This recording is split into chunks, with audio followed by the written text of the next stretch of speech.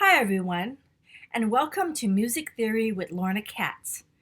This is the sixth video in a series of educational music theory classes that's being taught during our Wednesday night virtual rehearsals with the San Diego chorus of Sweet Adelines International. Today we will learn about scale degrees and intervals and how to learn your intervals. Let's take a look. Scale degree. Scale degree refers to the numeric position of a particular note on a scale. The pitches of a scale using the system uses numbers with a caret above the number, making that number a scale degree. For example, in C major scale, the first note, which is a C, first note being scale degree 1, scale degree 2, scale degree 3, and so on. If you notice that there is another number here, a 1/8. The upper scale degree with a 1/8 is labeled to indicate that we have returned to the first note of that scale, but it is an octave higher. It is important to know the scale degrees in order for us to move on to the subject of intervals. There is also a different name, or I should say another name, for these scale degrees. Musicians will often refer to these scale degrees by their traditional names, as shown in the example below. The first note, scale degree 1, is also known as the tonic. Scale degree 2 is known as the supertonic. Scale degree 3 is the mediant. Scale degree 4 is subdominant. Scale degree 5 is dominant. Scale degree 6 is the submediant. And for a moment, we're going to disregard this and go on to leading tone, which is the 7th scale degree. Now, in referring to the subtonic and leading tone, note that there are two B notes, a B flat, which is the subtonic, and a B natural, the leading tone. The subtonic is used in certain minor scales. In major scales, this subtonic is omitted. The origin of these names is illustrated in the example above. Note that the mediant lies halfway between the tonic and the dominant. This is the mediant right here. While the submediant lies halfway between the tonic and the subdominant. Let us go on to intervals. Intervals. An interval is the measurement of the distance in between two notes.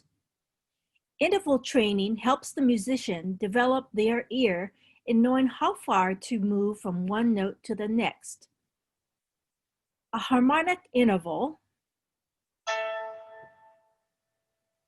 results when the notes are played at the same time. A melodic interval is when the notes are played individually. The method of measuring intervals is the same for both harmonic and melodic intervals.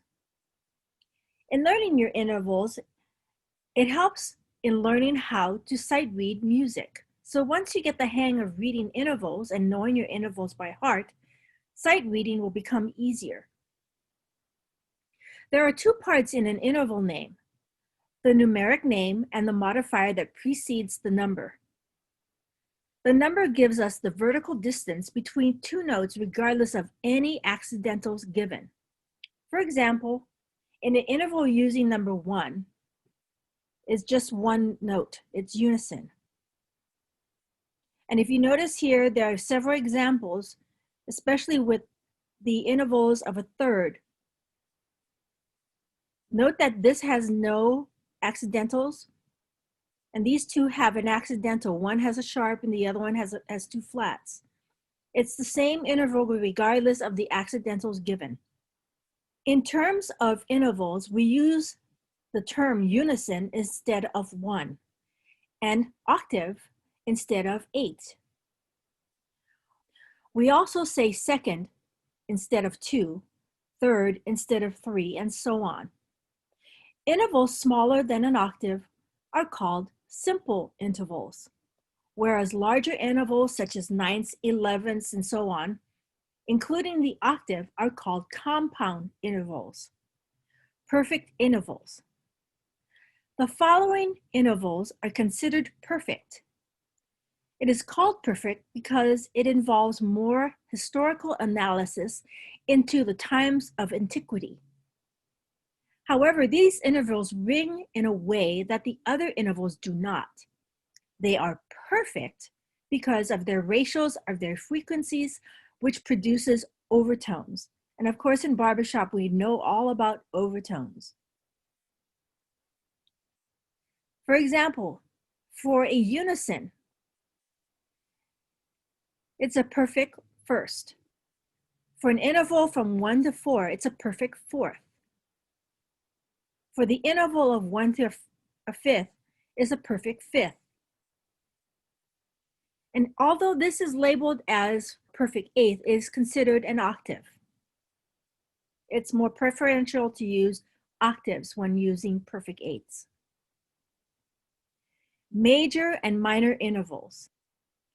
The modifiers major and minor are abbreviated with a capital M for major and a lowercase m for minor. They are used only in connection with seconds, thirds, sixths, and sevenths. The difference between a major and a minor is that the minor is a half step lower than its major counterpart. So let's go over these. A major second, a minor second, a major third, a minor third, a major sixth, a minor sixth, a major seventh, and a minor seventh. Now this might seem confusing to you right now, but there's an easy way to memorize your intervals. So how do you practice your intervals? Find pieces of music, songs that contain intervals called incipits. Below is a list I had to create for extra credit while I was attending El Camino College. I have included also a link for you to create your own list. I'm going to show you a little bit of my list here. I use the theme for Jaws as my interval for the minor second. That's the theme from Jaws. For the major second, I use the song Going Out of My Head. This song might be something that the younger people may not know. Well,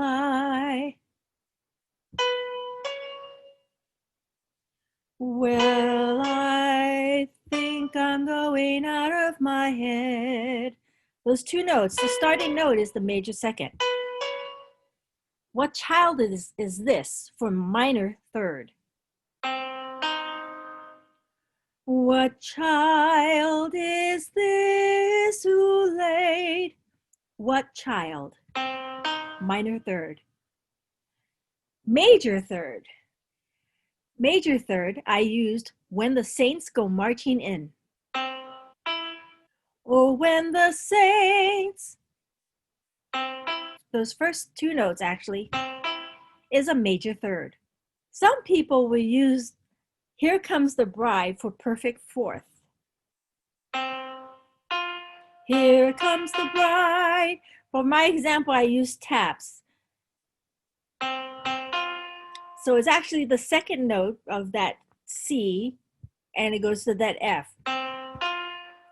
There's also the interval called a tritone, although we rarely ever use it.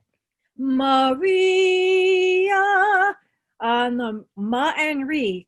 It's a tritone. It's considered an augmented fourth or a diminished fifth. The real name is also called the tritone. And an interesting thing in music that was in the earlier Baroque period, around that time, they did not use tritones because it was considered the devil's number because it's 6 and 6. For perfect fifth, I used twinkle, twinkle.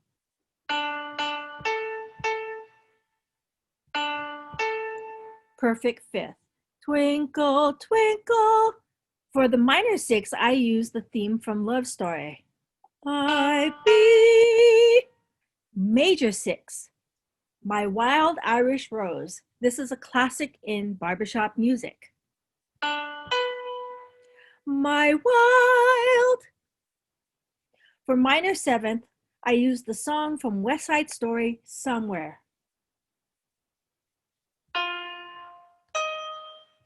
There's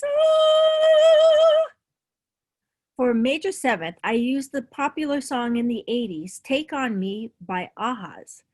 This probably would be out of the range of some of the younger generations that may not know this song, but I still hear it on the radio. Take on me. And finally, for perfect 8th or octave, Over the Rainbow.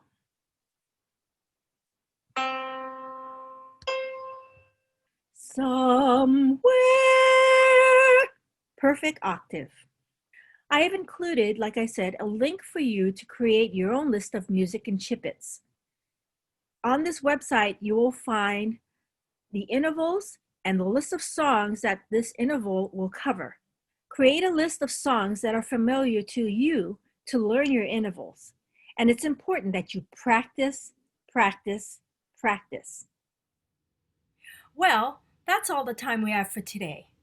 Today we learned about scale degrees and intervals.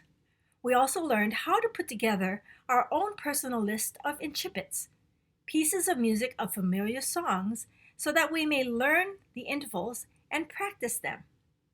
If you want to get the handout for today's lesson, simply go to the description of this video and click on the link. Now, if you want to be notified of future lessons, Music Theory with Lorna Katz, simply subscribe to my channel. Until then, bye for now.